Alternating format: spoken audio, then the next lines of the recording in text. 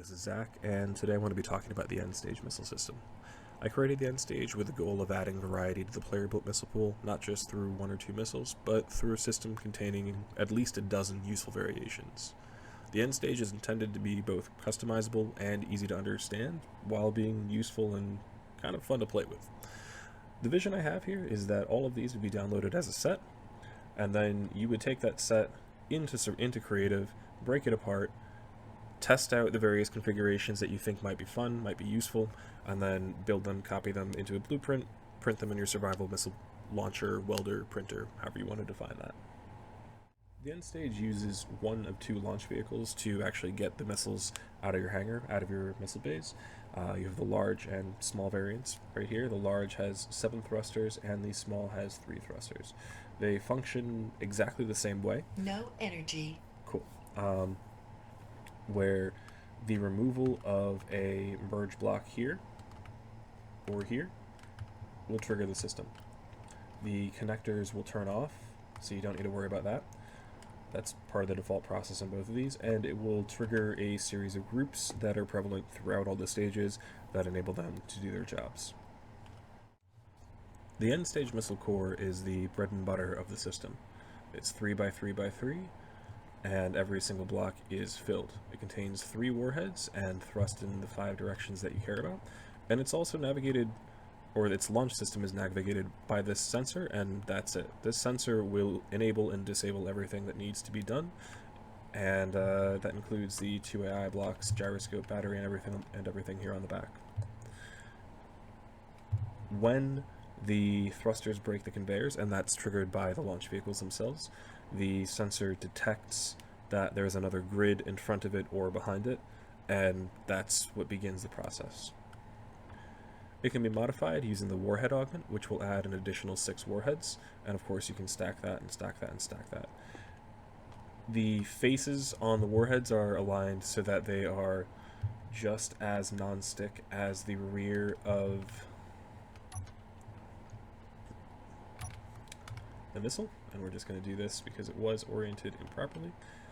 And as you can see, the areas on the rear of the missile that we want to be non-stick, gyroscope and thruster here, are left blank, while everything else is covered by the warheads. That is the maximum that we can really put on this.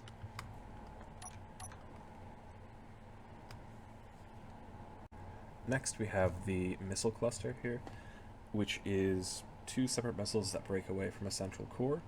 That core is this conveyor in the center, as well as a handful of thrusters. The top there, and the bottom. The missiles themselves go from this warhead on the bottom right to this thruster on the top left.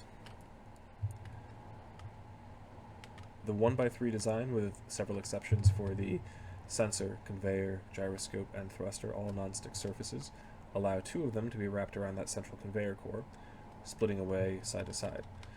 Using this versus the core is slightly bigger, but the profile is different, and I find that the damage is a little bit different when you have this many blocks intercepting on a single point, basically crashing into each other one after the other after the other. I think it's a little bit more destructive, but its initial intent was to be kind of fast and seek out propulsion and damage ships in that manner. Last, we have the cluster bomb module. The cluster bomb gets within 800 meters of your target, and then it spins up and releases these merge blocks, scattering 8 separate warhead modules across the surface of your target. 7 of those are single warheads, and the very last one up here is 3, mostly because that space was empty and could support additional warheads. I wouldn't use this against a high-speed target. This is definitely meant for larger and more stationary targets, but it does deal a lot of damage. We're going to be pasting in the big stick of end stage stuff right here, pretty much as you'd see it on the workshop. And then we're going to be sending it out against Gaurantee over there. We're just going to build a couple of missile configurations just to familiarize yourself with the process. And then I'll share some of the designs that I've enjoyed the best. So first, of course, delete the stuff you don't need.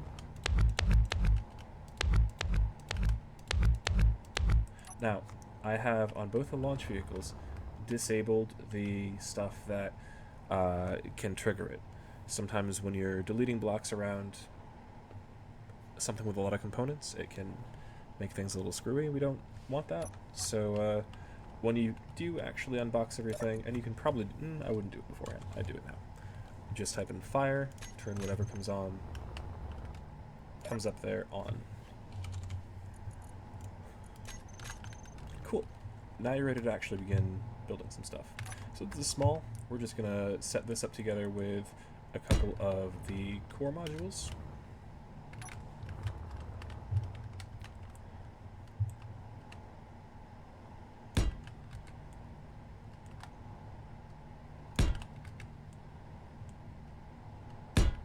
Now the Guarantee has 72 Gatling guns. Low. We're going to try and make the best of that. Cool. Where are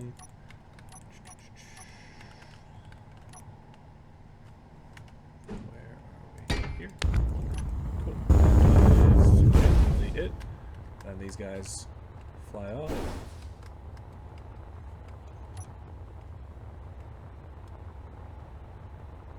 And I doubt these Gatlings are rotated. It might be on the fourth one then. That's coming in. Ah, it's a decoy. Of course it does. Alright, well that's what decoys do.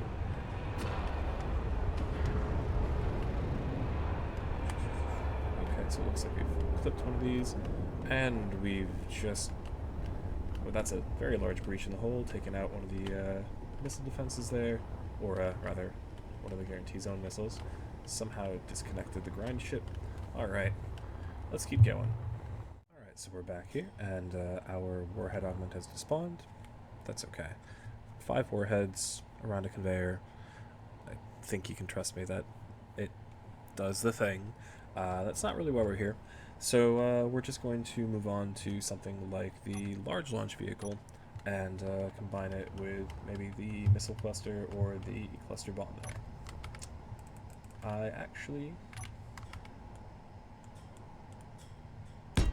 I like the missile cluster a little bit better. That's not true. The only reason I like it better is because it's actually it's fairly different from how most missiles operate, at least how most MIRV systems operate. But here, so the large launch vehicle, something to be aware of. Rare that it's ever going to be an issue, but still something to be aware of. It uses a sensor to detect when there is a grid behind it, and that's actually what launches. It takes the same place as the merge block, and if there was an event controller available, it would be more stable, but believe it or not, that's actually not really an option in this profile. I need to add an entirely new layer. So what this is going to look like is this is going to detect, in real life, this turns off, right? And this becomes a separate grid, and it goes. But here, we need this to detect this, and then it goes. So, splits off, 1, 2, 3, 4, and the fourth is actually still trailing on here. I actually kind of like it because it looks like a bunch of debris until it actually targets something, and then everything else burns off, and I think it got the last one, that's why we didn't see it coming behind me.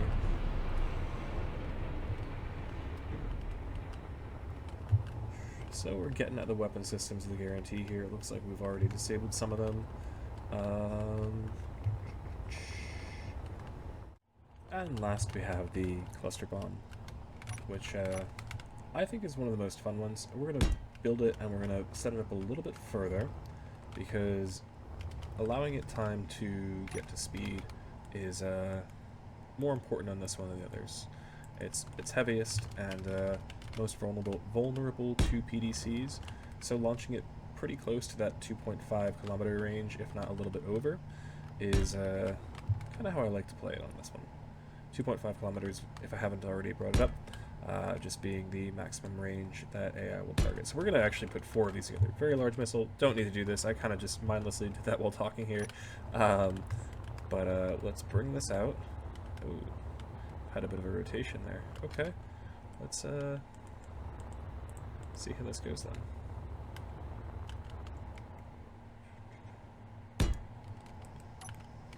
And same thing, doesn't actually matter if it's oriented.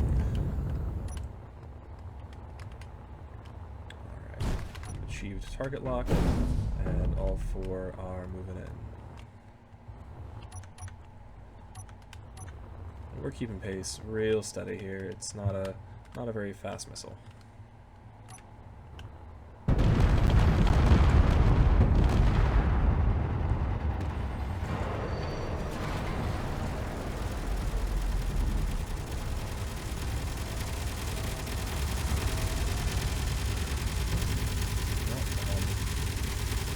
He's angry, I guess.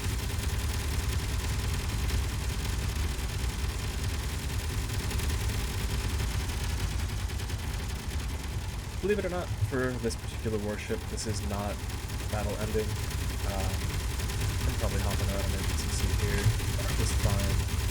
But still, very, very unpleasant. Third of the thrust bomb. Decent amount of gyros. Oh, looks like there was perhaps a warhead or 2 out there. Whatever just happened, that might have been landing. Oh, look at how few. Oh my god. Maybe we ran into the gyroscopes too fast. Man. That's yeah, we've got like a railgun that's functioning. Well, yeah, I'd call it quits after that.